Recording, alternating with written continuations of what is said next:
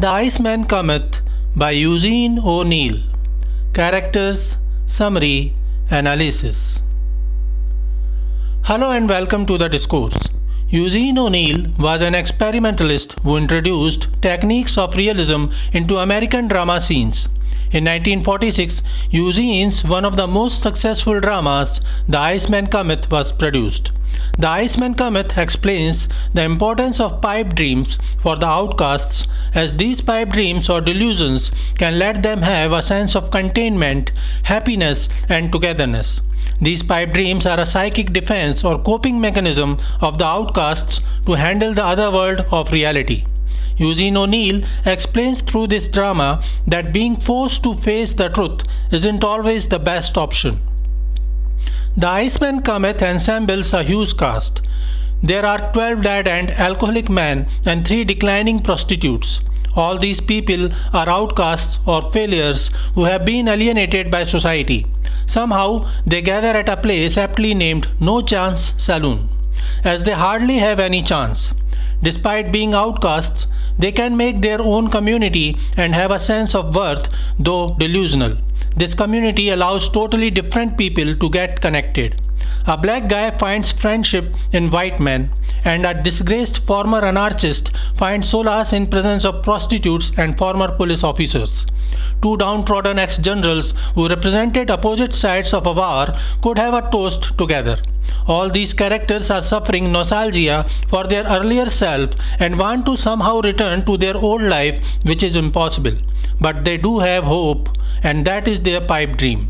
Almost all dramas of Eugene O'Neill involve some degree of tragedy or personal pessimism, but The Iceman Cometh has a sense of hope, though delusional.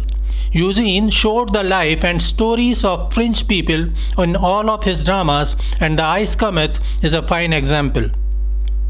Characters of The Iceman Cometh. Harry Hope is a 60-year-old gaunt man who once was a successful person and was going to be an alderman. Then his wife Bessie Hope died and it derailed his life. He owns a saloon and a rooming house named No-Chance Saloon, where people may come and have a drink and they can stay. Some 12 men are staying at his saloon for a long. He hasn't left the saloon for 20 years.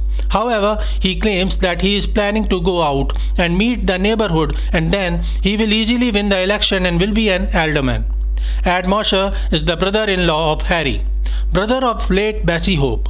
He is a fat guy who is indolent and amusing. He used to collect tickets at a circus and he wishes to get on the same job again. Pat McGloin is another fat, slovenly guy who used to be a police lieutenant but was fired for taking bribes. He dreams of returning to the police force and clearing his name. Willie O'Ban is a young drunkard who is the son of a big-time criminal. He attended Harvard for law but dropped out for his addiction to alcohol. He wishes to go back to college and get his degree and become a lawyer. Joe Mott is an African-American man with a strong build and a scar on his face. He used to run a gambling house. He dreams of opening a gambling house only to black patrons. Piet Wetzel is a Dutchman who fought for South Africans during the Boer War as a general. He dreams of returning to the Netherlands. Here, his closest friend is Cecil Lewis, a British who fought the Boer War as a captain against the general. Jimmy Tomorrow, or James Cameron, is a reserved, intelligent and elegant man who once used to work in publicity but was fired.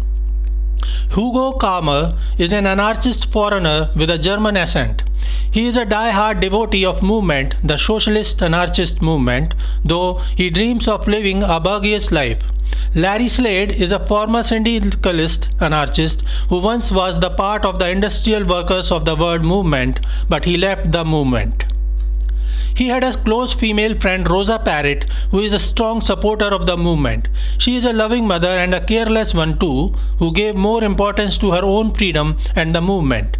She is a practitioner of free love. She once had a relationship with Larry Slade. She is the mother of Don Parritt, who was also involved in the movement but was disturbed by his love and hate for his mother. Parritt's anonymous tip gets her thrown into jail for her radical actions. Parritt feels immense guilt and seeks solace from Larry, but Larry fails to do so. Finally, he tells Parritt he ought to commit suicide to atone for turning his mother in. Rocky Pyogi is the night bartender at No-Chance Saloon who maintains Pearl and Margie as prostitutes but maintains that he is not their pimp. Pearl prefers to consider herself a tart while Margie insists that she is not a whore. Chuck Morello is the day bartender at Saloon. He is elderly and wishes to marry Cora, an older prostitute, and move to a farm in New Jersey. Theodore Hickman is an attractive, successful traveling salesman who visits the saloon every year and offers free drinks and dinner for the inmates. He tells jokes and brings a new sense of life to the bar.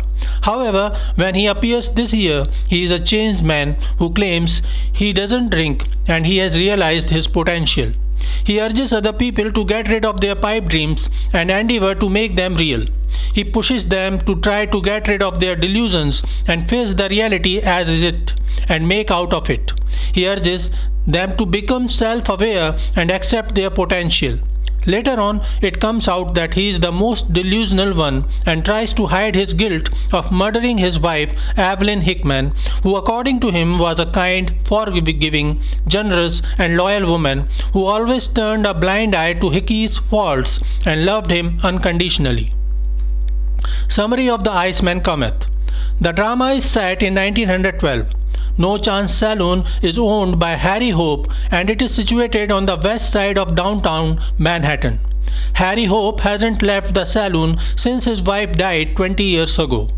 His patrons including his brother-in-law Ed Mosher, McGloin, Willie, Captain Cecil, General Pete, Joe, Jimmy and Larry are sitting idly in the bar. Hugo is drunk enough to sleep quietly on the chair. It is the day when usually Theodore Hickman or Hickey arrives every year and offers free drinks and dinner for his friends in the bar.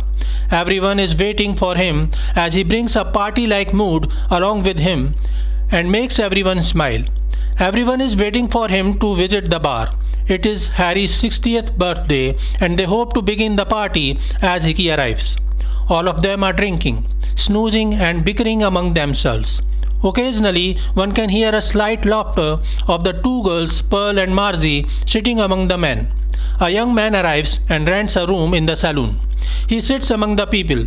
He is a good-looking young handsome man, but he seems disturbed as he sneers around. He looks towards Larry and claims that he knows Larry Straddle from the old days when they both were part of the movement. Larry feels a little uncomfortable and tries to ignore him. The young man says his name is Don Parritt and soon he starts talking with the group. The topic of his discussion is his mother, whom he says he loves too much, but shows his anger and frustration for her too.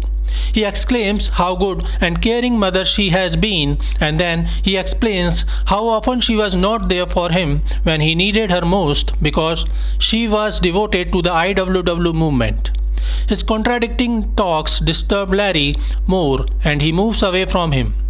Parritt informs that he is in New York on the run from police as the police got some anonymous tip and arrested many of the movement radicals, including his mother.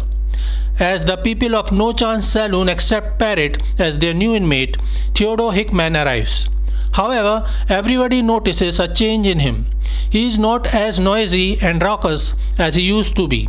He still appears cheerful and jovial, but he appears soberer than ever before. He announces that he has given up alcohol as he had a sudden realization that he can be a better man. He claims that now he has given up all his pipe dreams and rather is interested in making his dream come true in reality. He claims that now he is at peace with himself as he is now self-aware and knows his potential which he is working to increase. He says that he is willing to help everyone in the saloon who are his friends to get rid of their pipe dreams and accept their real selves and lead a better life. The group isn't too happy with Hickey's speech. They were hoping for fun and drinks from him, but what he brought is a challenge to get rid of their pipe dreams. The party begins to celebrate Hope's 60th birthday, but he is very upset as Hickey is especially pushing him to get up and have a walk outside the saloon, which has been his pipe dream. Hope doesn't feel he is prepared for that. Larry is observing all of them, and soon he realizes that Hickman is causing troubles in their minds.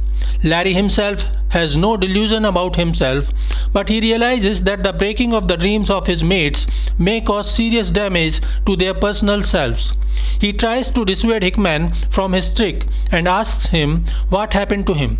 He reminds of the joke Hickey used to tell about catching his wife in bed with the Iceman, but is quickly shut down when Hickey announces serenely that his wife is dead. Hickey pushes everyone to get rid of their idle self and push themselves to make their dream come to reality.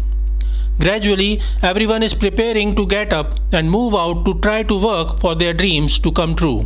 The bartender is cleaning up the tables. Joe prepares to go out and see if he can open his gambling den. McGloin, Mosher and Jimmy seek their old jobs back. Willie plans to go to the DA to start practicing law. The captain and the general try to get a job so they can make money to pay their fares back home. Chuck and Cora head out to get married. Rocky decides not to be a bartender anymore and be a real pimp to Margie and Cora. Hugo mumbles about making the proletariats his slaves, and Harry, Hope grudgingly steps out to take his walk. As Hope goes out, Rocky wonders if he will be able to come back. Hickman ascertains him that everything will be all right. Outside, Hope stands awkwardly on the curb and gradually starts walking into the middle of the street. He takes 2 or 3 steps and turns around and rushes back into the saloon in fear. He reaches the bar and takes a heavy drink down his throat. Larry tries to soothe Hope, and then he confronts Hickman and asks him what led him to this madness. Rocky suggests that maybe his wife committed suicide. Hickman confirms that his wife was recently murdered. He says that was a kind, forgiving, generous and loyal woman who always turned a blind eye to Hickey's faults and loved him unconditionally. He claims that it is good that she got murdered and got rid of him. Soon everyone who went out to try working out their dreams and achieve them in real returned to the saloon. All of them are confused, depressed and sad. They look at Hickman with suspicious, complaining eyes. Hickey is particularly upset about Hope, who actually went out and fulfilled his dream of walking in the street. He wonders why Hope is not content now and why every one of them wishes to continue their suffering. 2 police officers enter the saloon as they see Hickman talking to the people. They wait and stand at the door of the saloon in patience. Hickman continues to address the pipe dreamers. He says that his wife was a charming lady while he was always a troublemaker. Despite all his atrocities and adultery, she kept loving him and remained loyal. She loved him through every transgression, every absence, every mistake. She had this dream that one day Hickman will be a better man, more responsible and true to her and to himself. Gradually, Hickman started feeling the guilt of being with such a pious woman. He had 2 options, either to improve and be better man that he should be, or to get rid of his wife. He contemplated divorcing her or leaving her and never visiting her again, but that would have hurt her more than he didn't wish. So he decided to murder her.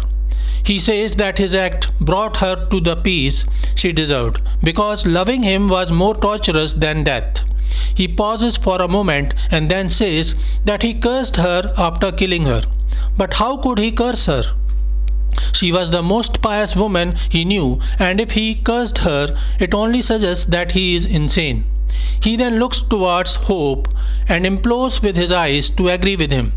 Hope thinks for a while, and it reminds him how Hickman forced him to go outside. He looks at the policeman and exclaims that yes, Hickman is crazy. Everyone else thinks that if Hickman is crazy, then all his efforts to shatter their pipe dreams were a consequence of his craziness, and they are not bound to ruin their pipe dreams.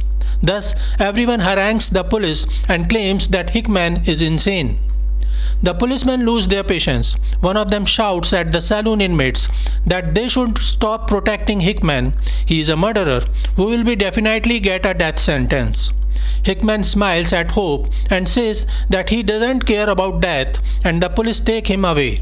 Meanwhile, Don Parritt confronts Larry and says that he has something to confess. Larry tries to ignore him, but Parritt insists. He says that the anonymous tip to the police that resulted in the arrest of many radical movement supporters, including his mother, was given by him. He says that he had nothing against the other radicals, but he hated his mother and wished her to suffer.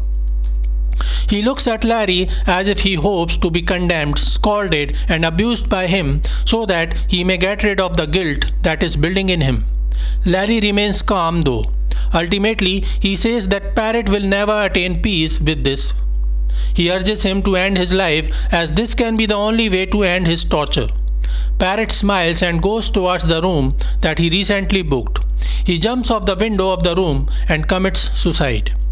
Larry meanwhile realizes that he has a huge bag of his own torture, but unlike Parritt, he cannot get relief so soon as he fears death as much as he hates his life.